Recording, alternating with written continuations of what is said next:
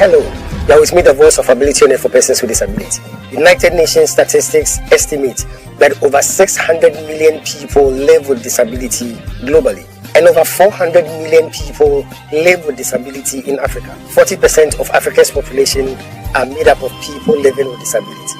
10 to 15% of school-age children in Africa live with disability. Ghana's population is over 32 million, and 8% are people living with disability. How does this impact on persons with disability in terms of policy formulation, marriage and family life, education, healthcare, employment, and so on? For those of us in the disability community, discrimination and stigmatization is the root cause of almost every challenge we face. However, success only comes to those who know how to overcome their challenges and not those who know how to avoid challenges. So join me, the voice of ability and for persons with disability, as I navigate my way through the riveting stories, the unbelievable experiences, and the life-transforming journeys of persons with disability on the Helping Hand TV show.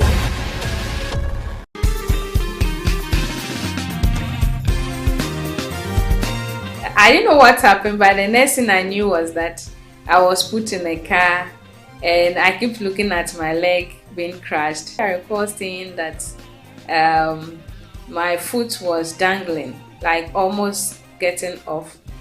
Going to the hospital, being put on the hospital bed, and then being put on the theater bed. Then coming out later on, and I can't move one of my leg. Then I kept asking those around, where's my leg, where's my leg, where's my leg? We'll be right back. She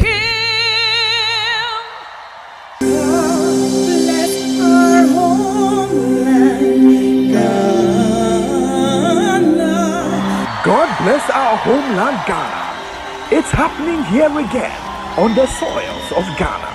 The first ever, the best ever, the greatest ever, and the only prestigious award for persons with disability. It's the Christina Hackman Impact Leadership Awards. It's the 2026 edition of the prestigious Chill Awards. Right here in Ghana, West Africa.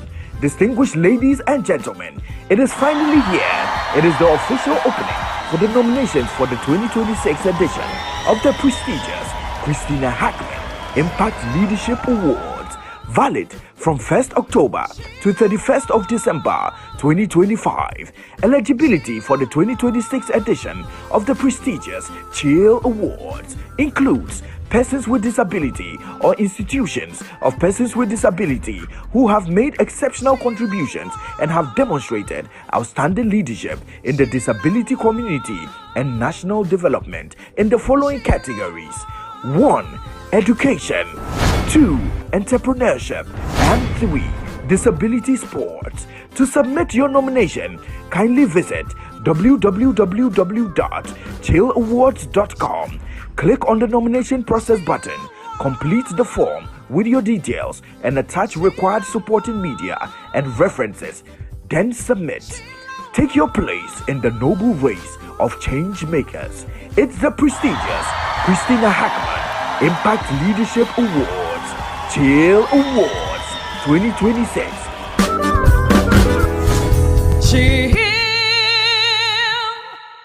For further enquiries, kindly contact the H4P Organization on +233 209 555 777 or +233 596 313 338 or +233 277 552 208. Remember, it's the official opening for nominations for the 2026 edition of the prestigious Christina Hackman Impact Leadership Awards from 1st October to 31st December 2025. The prestigious Chill Awards 2026. Powered by the H4P Organization. H4P, bringing dignity to disability. H4P, perfection is our passion.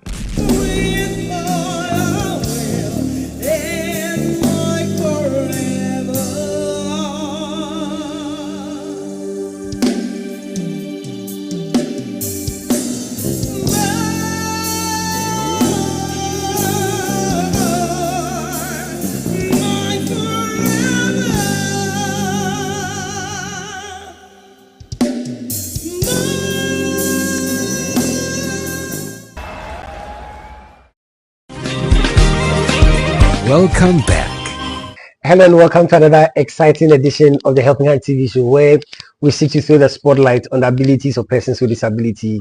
And like I always love to say, you're welcome. Welcome to my world where disability is not inability. Special thanks to DB Unlimited Company Limited and FCC Fire City Chapel, my proud sponsors. And special thanks to you for tuning in to the Helping Hand TV show. I'll go for a quick break. When I come back, I'll introduce you to my guests and then introduce you to the episode for today, inspiring, educational. It's a Helping Hand TV show. We'll be right back. Stay tuned in. We'll be right back.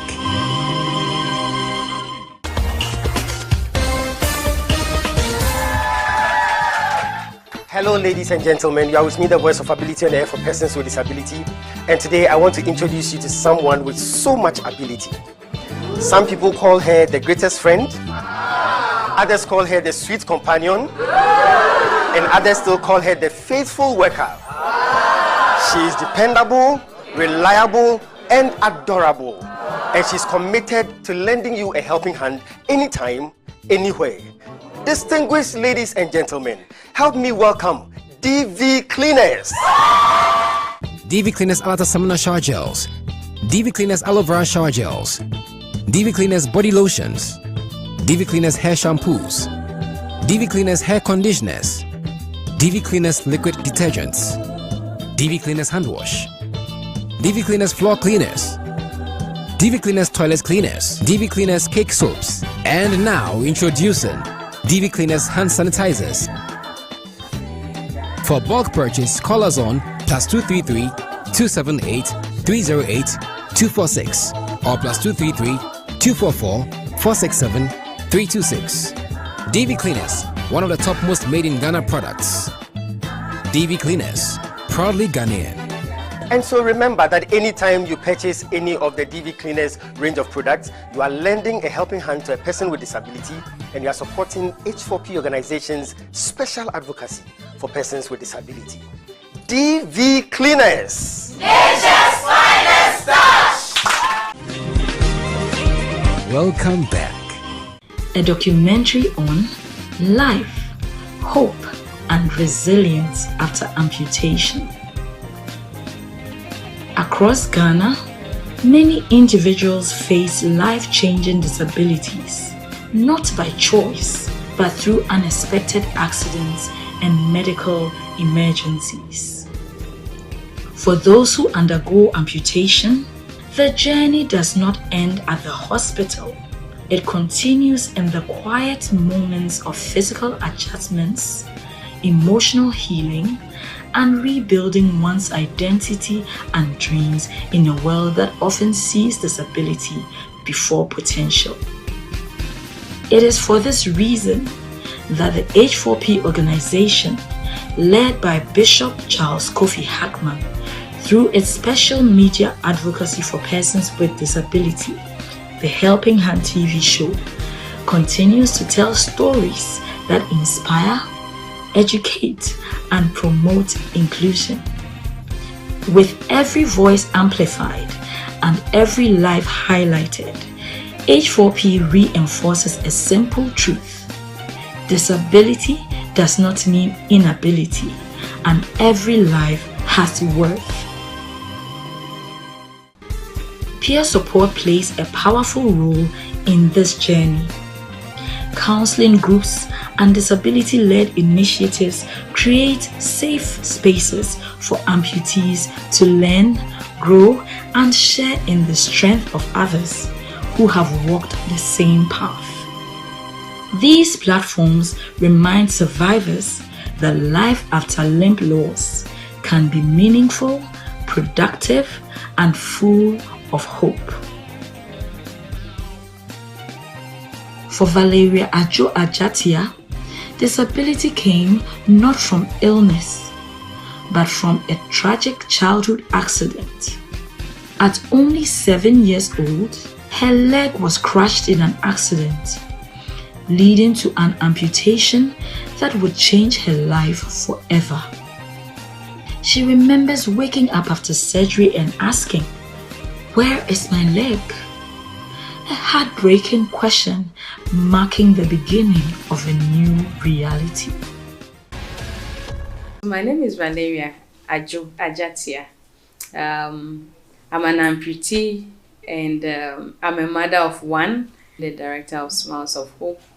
I have over 10 years experience in agro-processing, and I still coach and mentor people through that. And yeah, I'm a counselor by profession, peer counselor for that matter. So I happened to get into disability or the journey with disability after I had an accident at age 7.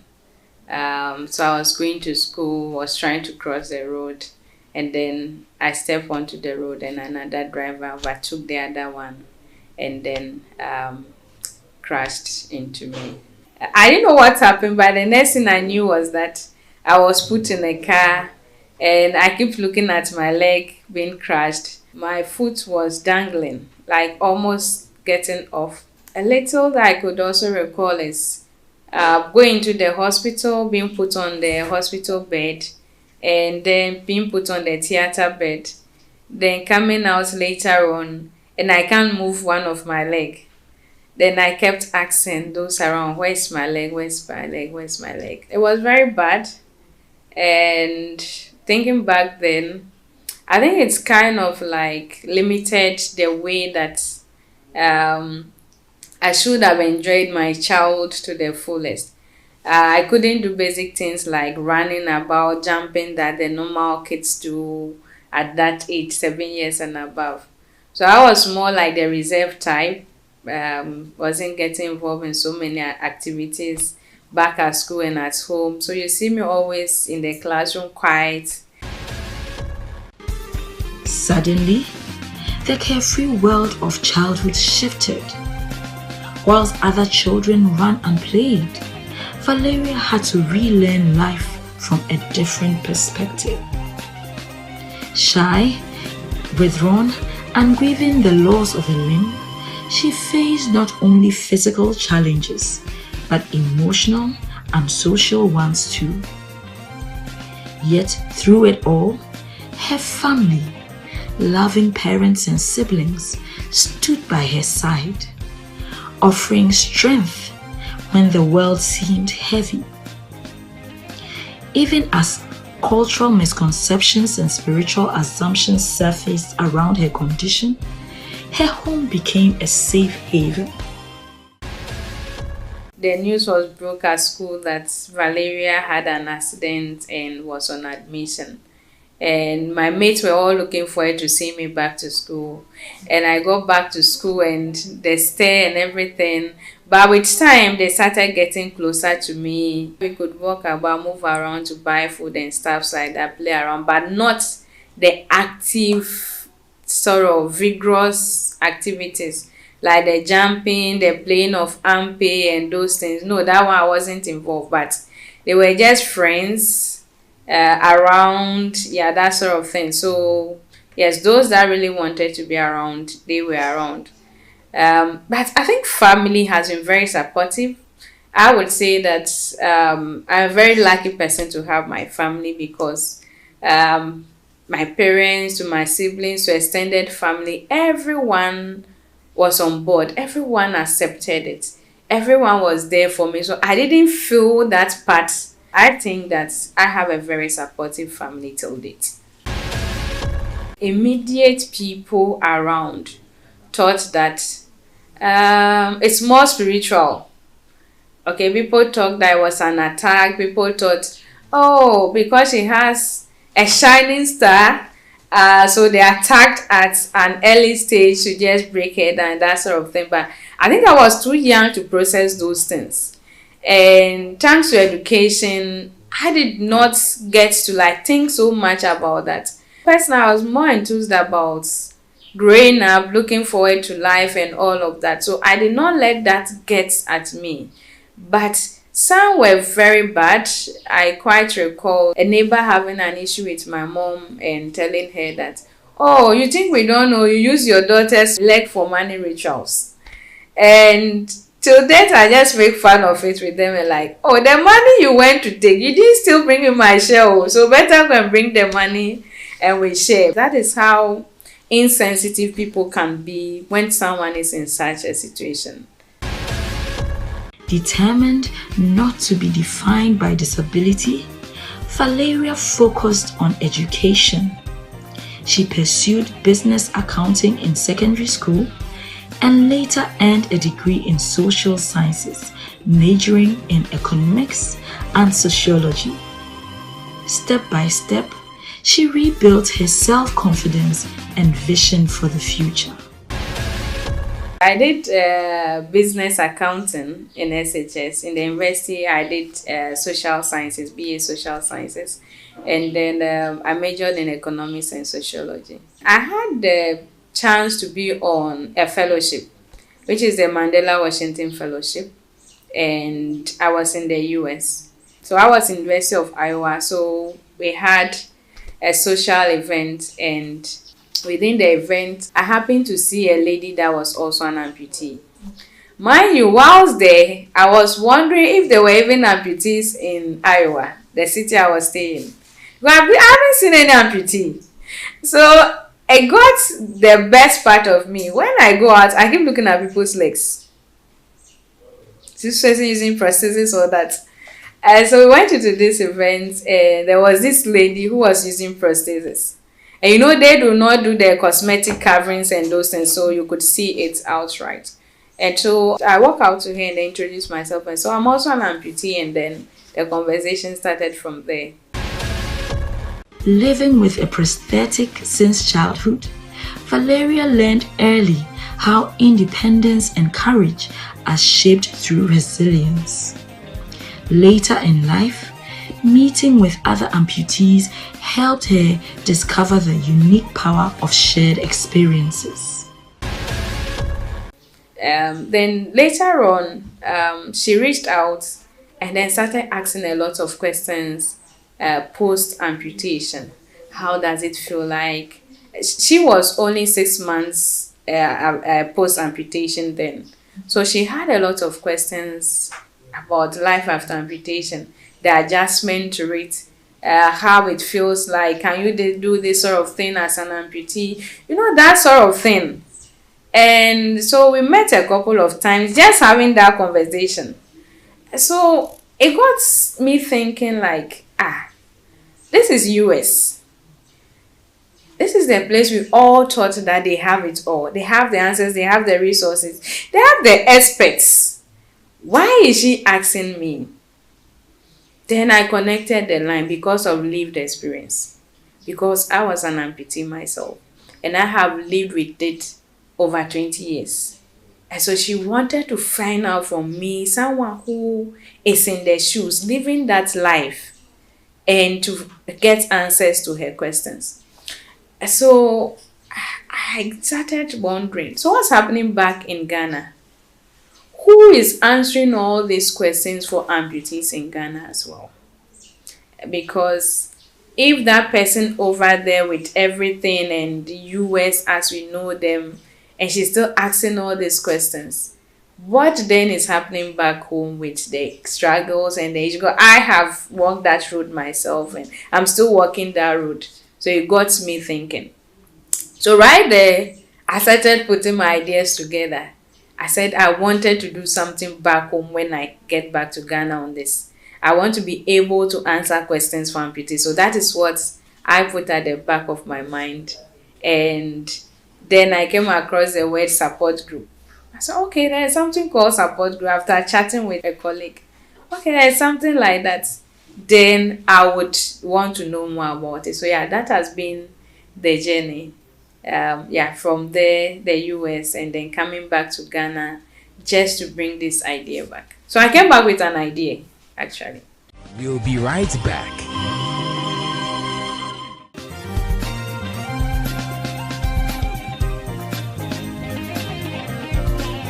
Success is a product of hard and wise work.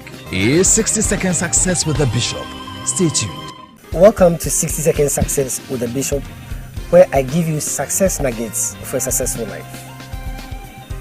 As human beings, mistakes are inevitable. As a result, your mistakes must not stop you from moving forward. Don't allow your mistakes to stop you from trying again. Don't allow your mistakes to stop you from trying to do better. A successful man is one who learns from his mistakes and will try again in a better way. Your mistakes are your learning opportunities. The strength of success is found in the ability to acknowledge your mistakes and to correct them.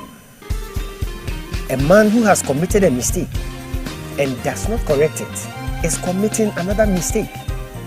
Your greatest mistake in life happens when you refuse to notice your mistakes and you refuse to remedy them. It has taken 60 seconds for me to give you the success tip, but it will take more than 60 seconds for you to put it to work in your life. So start your journey to success now. Is 60-second success with the bishop. Welcome back. With compassion and purpose, she founded Smiles of Hope, a Ghanaian NGO dedicated to empowering amputees and other persons with disability through counseling, mentorship, support groups, and hospital partnerships. The name actually came from a project I did years back. So there was this young boy who had cerebral palsy with other complications, and within a community where my mother used to teach, and she found a boy, and she came to tell me about the boy's plight, and the boy needs to be in school, and she told me, you need to do something for this boy to get to school. So I took up the case, and then I followed up. That's a long story, I won't want to bore you. But I followed up on it. Eventually, we happened to get the boy in school after everything. So anytime I go and he sees me coming, although he's less verbal, he's not able to express himself with words, you see that he is full of happiness when I'm coming. So when he sees me coming, entering into the school or into their home, he's all lovely, and then we smiles and like all over the place. And then I saw it, I said, this is Smile of Hope. That was the only thing that came to mind. So that was it. But I never used this until when I wanted to start this amputee support thing. I said, why go look for another name whilst that Smiles of Hope is there? Because we are looking for hope. We want to give hope to people. And then it is the smiles that are the end of the hope that we want to see. Through her advocacy, families find comfort, communities learn inclusion, and persons with disabilities discover a place where they belong. From a little girl waking up to the shock of limb loss to a national voice of hope and empowerment. If you ask what we do as Smiles of Hope, it is we using our lived experience to support other amputees. So I have a team, my whole team is made up of amputees who have different types of amputation, different stories, and then have decided that we want to use our stories, our lived experience, to be able to help other amputees as well. So that is it. There have been a number of times that people walk into our meeting spaces with other types of disabilities and still want to, and I'm like, at this point, we won't be able to meet that need of yours because we don't have expertise in it, at least for now. With Smiles of Hope, our operations are this. So for us, our ultimate goal is to see a transformed amputee from the bed of no hopelessness, of that feeling of loss and pain and tears, to see you back living your normal life again. That is transition you from that point of loss into a moment of hope, a fulfillment for you to be able to continue living your life. But there is still more life after amputation, and you still can do a lot after amputation. So that is what we want to see at the end of the day. Then we do this through a number of interventions. So the first point where we meet new amputees are at the hospital. So we partner with a number of hospitals within the Greater Accra region for now. Kolebu Teaching Hospital, Tema General, Rich Hospital, and then 37. We are looking to expand to other areas. And anytime there are cases, so there is an amputation case that is being done, they reach out to us and then we go in to provide the needed support to the person. And from there, with the consent of the person, we register you into our database. And then beyond the hospitals, then we have the home visits. So this is where we meet beneficiaries within their homes, within their comforts, away from the hospital settings. Because due to the counseling, there are a number of guidelines that we equally have to follow as counselors. Number one is the privacy of the clients that you are dealing with. So within their homes, there is that more space of convenience and confidentiality where they get to open up to you more. And at that point too, they have healed a bit from the pain from the amputation and are able to now share and express better. And then over there as well, we get to meet the family, we get to meet the caregivers. So it's a comprehensive thing. So it's not only about the amputee, but we also bring on board the families and people that care for the person day to day to understand the new condition. Every year we do over 2,000 sessions. That is one-on-one sessions with amputees that we reach out to. And then within the support group spaces, we've been able to provide support to over 1,500 amputees within the support group spaces as well. With the skill training or the economic empowerment, we've been able to successfully train and set up 42 amputees and caregivers of amputees within the region to be able to support themselves and get a source of livelihood as well for themselves. On issues around stigmatization and people looking down upon people and all of that, which is a social issue, it's a community issue for all of us to look at. Around that, so we have continuous conversations within the community. Most times, people don't even understand what even leads to amputation. The causes of amputation itself is not known to the public, which we are now doing that. We are raising a lot of awareness on that. We are providing education on that. Surprisingly, the major cause of amputation in Ghana is diabetes. Surprisingly, because we take diabetes for granted. Oh, it's sugar disease. Oh, what is so much about it? Oh, it's just any normal disease. But it's not normal disease. Because till date, the cases we've looked at, over 60% of the cases are due to diabetes and its complications, which tell you that as a country or as a people, we need to turn attention towards that. I was thinking it was road traffic accidents, but road traffic accidents actually causes over 25-28% to that figure in there.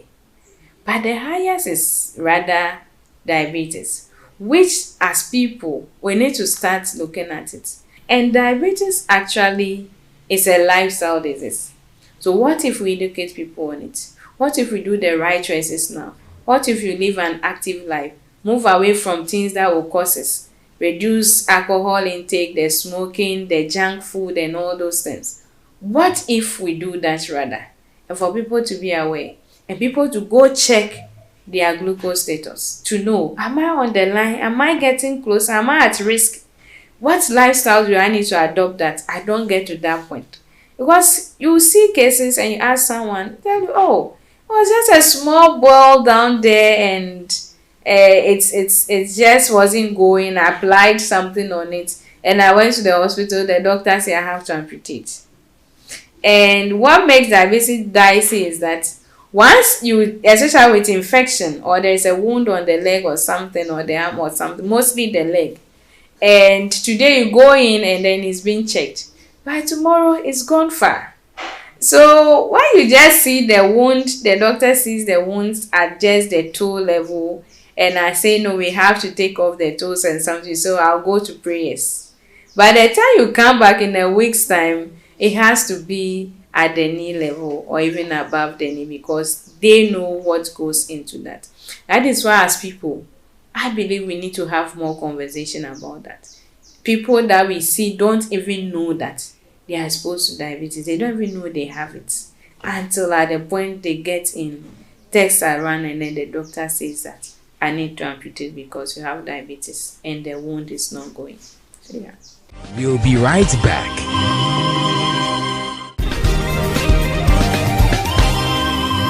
It's the music segment on the Helping Hand TV show.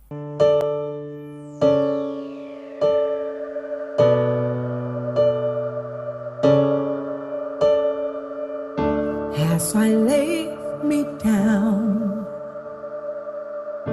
heaven hear me now. I'm lost without a cause, after giving it my all. Winter storms have come and darkened my sun. After all that I've been through, who on earth can I turn to? I look to you,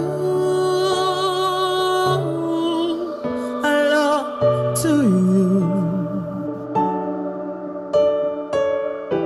After all my strength is gone, in you I can be strong. I look to you, I look to you. And when melodies are gone, in you I hear a song, I look to you.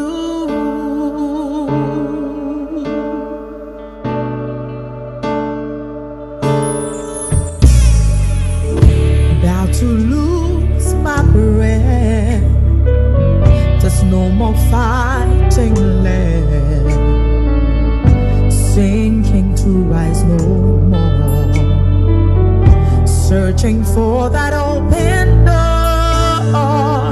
And every road that I've taken has led to my regret, and I don't know if I'm gonna make it. Nothing to do but lift my hand. I look to you,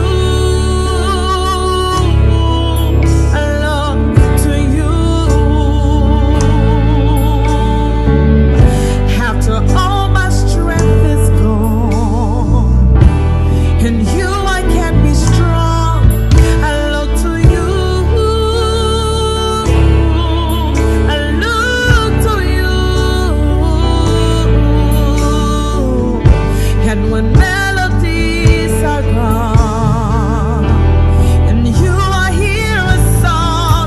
I look to you, I look to you. After all my strength is gone, in you I can be strong. I look to you, I look to you. And when melodies are gone, in you I hear a song, I look to you.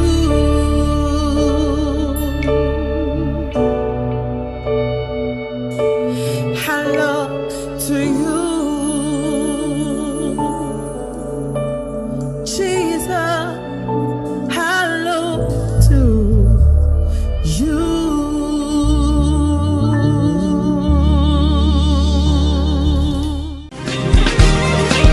Welcome back. Valeria Ajo Ajatia, is a testament to the strength of the human spirit. Her story reminds us that disability is not the end of a dream. Often, it is the beginning of a new purpose. People living with amputees in Ghana, what we expect of government is this.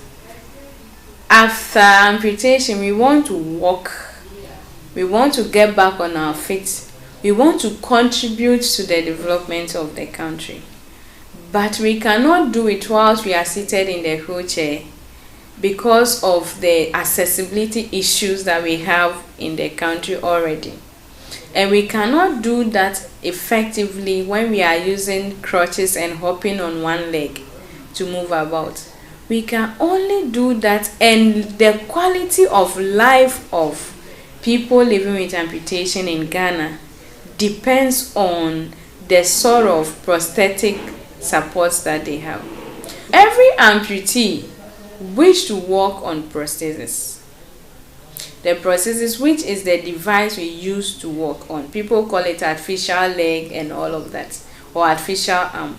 That is what enables us to be able to work effectively, move about without the little or no support, to be able to work independently.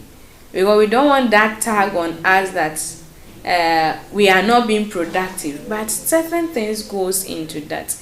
And the overall quality of life of someone with amputation is being able to get the needed devices, assistive devices to work with. And prosthesis is not only like a want, it's a need for someone who is amputated, because it does not only improve upon your quality of life, but it also sort of boosts your confidence. So you take someone who is using crutches and someone who is using prosthesis, the confidence level and even the appearance of the person, it makes the person feel whole again. So people are being suicidal because they don't want to be seen on one leg or one arm.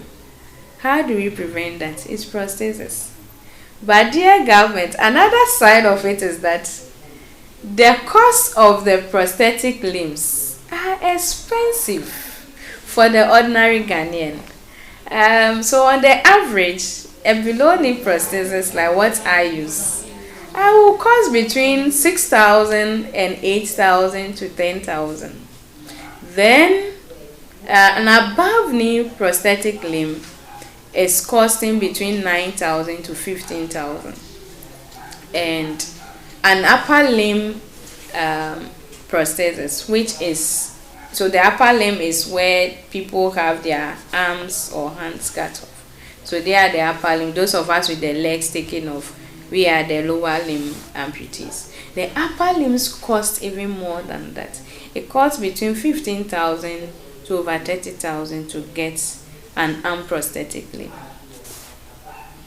If you could do something about it for us. We want to be able to come in to talk about some of these things with government, for them to understand some of the things that we go through. And if there are ways that we could even do cost sharing, there are many possibilities that we could actually discuss together. Could even health insurance take part of it? And we also take part of it. Could it even be the repairs of the devices that we use? So if I'm even able to raise that money myself, or with the support of family, and I'm able to get it, it's just like a machine we use. It goes to wear and tear. It has to be repaired often. Can we even think about that? So there are many options that we could equally look out for. And employment of persons with this one cuts across. Employment of persons with disabilities. I know in your promises to us, especially on job, you said that you employ 10% of public sector employment will go to persons with disability. We want to have information on it. How do we access it? This information should be made accessible to us so that we can also partake in them. So at the end of the day, when the figures are being mentioned, we can equally look back and say that I am part of that number. It is not just numbers that have been said, but the real people behind the numbers can attest to that. This is what we have also benefited from as well. So if you're out there, you're an amputee, and you need places to get your prosthetic limbs. Mind you, we do not provide prosthetic limbs as Smiles of Hope, or we do not fabricate them, but there are referral centers that we could refer you to or let you have information on them, that they would be able to support you in that regards and be able to get you the prosthetic limb that you have. So the contact numbers are 055 998 3797, 055 998 3797. And also to other amputees out there, especially within the Greater Accra region, we have a number of support groups at various locations. Currently we are at Adenta. We have a support group at Adenta, at Kaneshi as well, and then Kaswaya, and then Nungwa as well. Recently this year, we've been able to add one more around Mampong. So those around Ebri, Mampong areas there to those side, you could also join in that support group over there as well. So you can equally reach us on that contact. And if there is someone that is really depressed because of amputation, and they are very suicidal as well, and thinking of having that sense of hopelessness, kindly call us on that contact, or let the person reach out to us. As I said, this journey can be very, very lonely. It can be a very lonely journey, but we are there to support everyone, to make sure that all of us as amputees, we are able to be living our lives back in their fullest again. From a little girl waking up to the shock of limb loss to a national voice of hope and empowerment, Valeria Ajo Ajatia is a testament to the strength of the human spirit. Her story reminds us that disability is not the end of a dream. Often, it is the beginning of a new purpose. Through love, advocacy, and resilience, Valeria has turned her pain into power. And today, she stands as a beacon of hope, showing Ghana and the world that with support and opportunity, persons with disability can thrive and live lives of dignity and impact. So this is why we do this show, to bring dignity to disability, to bring hope to those who are hopeless. So all those who contribute to H4P through our mobile money system, thank you so much for helping us do this job. God richly bless you. If you are not yet part of those who help H4P through the mobile money system, I think it's time for you to decide to be a help to the Helping Hand TV show. You can also support H4P in bringing dignity to disability. Give today via our MTN mobile money on +233 596 313 338. The name is H4P. You can also send your donations via bank transfer. Fidelity Bank Ghana Limited, Rich Towers Branch, Accra, Ghana.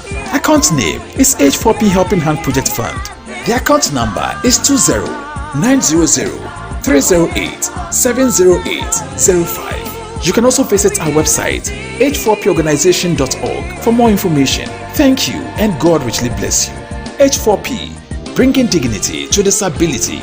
H4P, perfection is our passion.